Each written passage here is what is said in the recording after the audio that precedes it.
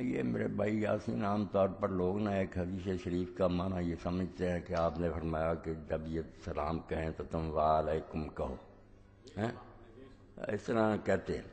مگر وہ جیسے علامہ البانی صاحب نے سمجھایا نا، بات جو تھی اس کا پس منظر چھوڑ دیا نا، کہ وہ سلام نہیں نا کم وقت کہتے تھے جن کو آپ نے یہ کہا تھا کہ وعلیکم کہو،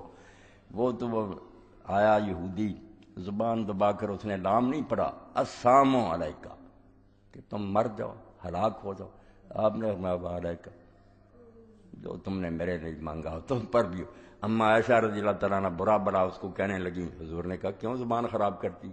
کہا سنا نہیں اس نے کیا بکا؟ آپ نے کہا تو نے نہیں سنا، میں نے کیا کہا؟ تو جو تو ایسا ہو حرامی اس کو تو وعلیکم کہنا چاہیے، مگر جو صحیح طریقے سے سلام کہے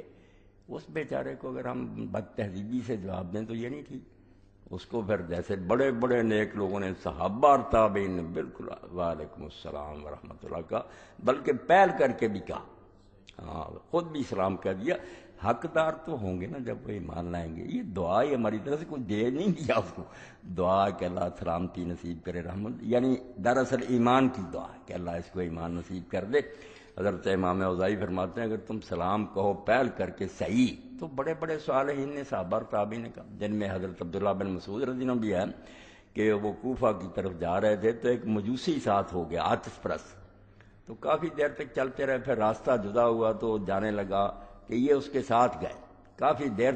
دور گئے اس کے ساتھ رخصت کرنے کی، اور پھر السلام علیکم کہہ کر واپس آئے تو لوگوں نے کہا آپ نے مجوسی کے ساتھ یہ سلوک کیا